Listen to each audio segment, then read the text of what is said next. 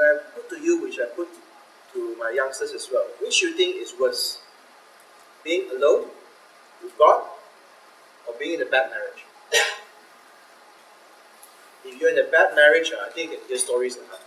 If you're in a bad marriage, it's hell on earth, right? You're talking about very difficult situations. You just don't want to go home. And children also suffer if you have children.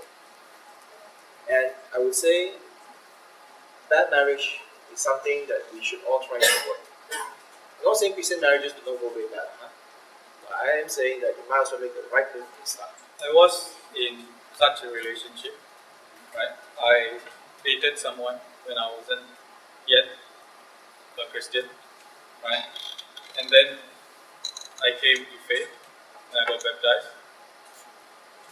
No, before I got baptized, because my church wouldn't baptize me until I put my life right. So then I was thinking whether it is actually worthwhile to do something like this. Should I give up? Should I not take a public step of faith and declare that Christ is my Lord and Savior for the sake of this girl? But on the other hand, I got with her before I became a Christian, so which means I technically should have a responsibility to her, right? And I should be a gentleman. So I struggled with this. I struggled with this for a long time, right? So what I did, right? First thing I did was to pray. I brought my problem before God, right? And I asked Him. I said, "You brought the faith in me. I made this mistake. I am ready to face the consequences. All I ask is for strength to face these consequences." Right? So, what I did was I went up to her and I told her, right? I said, "I am a Christian now, and I cannot be unequally yoked." And of course, I explained it properly, right? This relationship will not develop into a marriage if we are not of the same faith. He said, "Okay, fine. I will join you in church. I will become a Christian." But you see, what is the essence of that faith? It's not faith. She is becoming a Christian because she is scared to lose something. But that's not what Christ is calling us to. Right?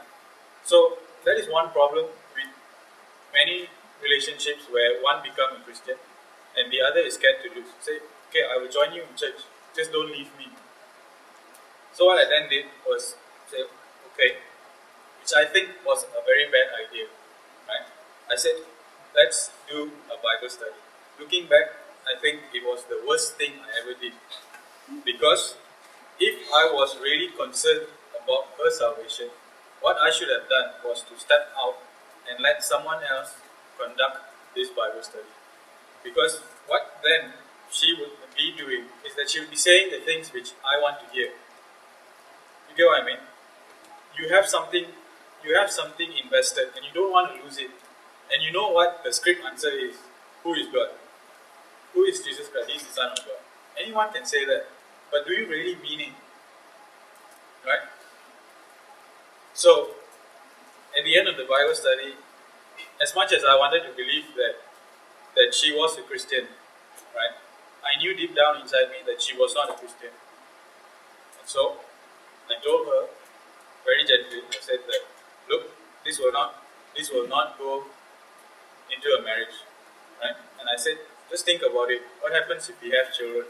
And she was a Catholic. She said, "What happens if we have children?" She said, "All I ask is that you allow me to take the children for mass." And how can a Bible-believing Christian allow that? Because we are supposed to bring up our children in the way of the Lord and the fear of the Lord. And you would not be able to sit down quietly and allow your unbelieving partner to take and quietly watch them teach wrong things to your children. So, as difficult as it was, I sat down and I explained to her and I explained to the mother why this will not work. When I got with her, it was just me and her.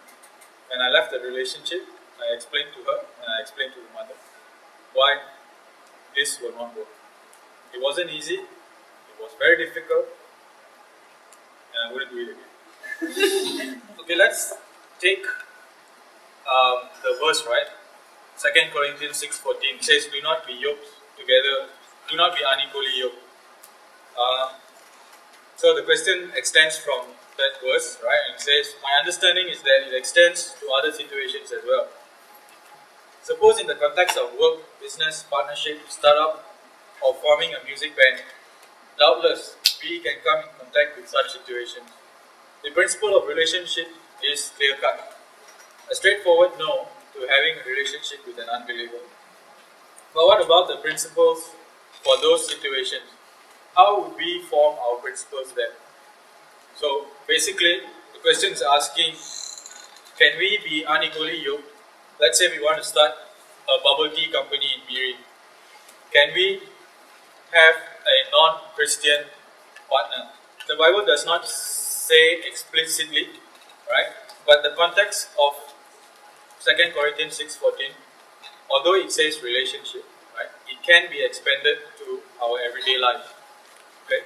Now, why do we say that? Now, just imagine if we are in an oil and gas company, we just formed up, like Jeremiah, we just formed up a company and we want to provide service to Petronas or Shell. Okay. So here I am, and I have someone next to me who is not a Christian. Okay. Now, if I want to get a tender, right, what my partner says is, "Hey, let's withdraw 20,000 and let's lobby the tender officer." I'm going to say, "No, we can't do that." He's going to say, "Come on, you and your Christian values. We need to feed the family. If we don't lobby the tender officer, how are we going to get the tender? Tender is 2-3 million. Just have to spend 20,000. Can you see the dilemma which you will be in? Right? I go to music. You have a band. You are the only Christian in your band, and you have a group of people who are non-Christian. Now, if they all hold to moral values, like going back to the music, right? If they're all holding on to moral values, then it's fine, right? Things are a bed of roses.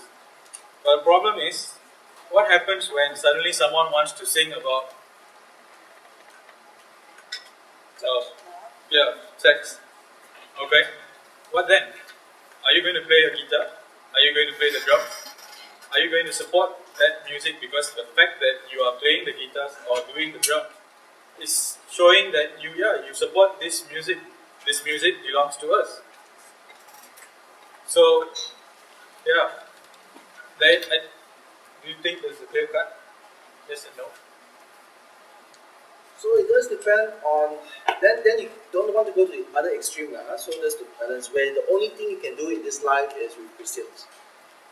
That's also not what we are saying, because then you cannot function in society as well. But what we are saying is that you have to hold your Christian values. And if your Christian values are being hit against, which goes? Your Christian values go, or your worldly business partners, needs, and so on. So you have to determine which one goes. Because there are bands, there are businesses, there are people who can carry on, and we work, for example. But if any time our Christian values are challenged, then where do you stand? Be wise, make sure you don't get hooked with a person who obviously has problems in the way he runs his business, does his work, and so on.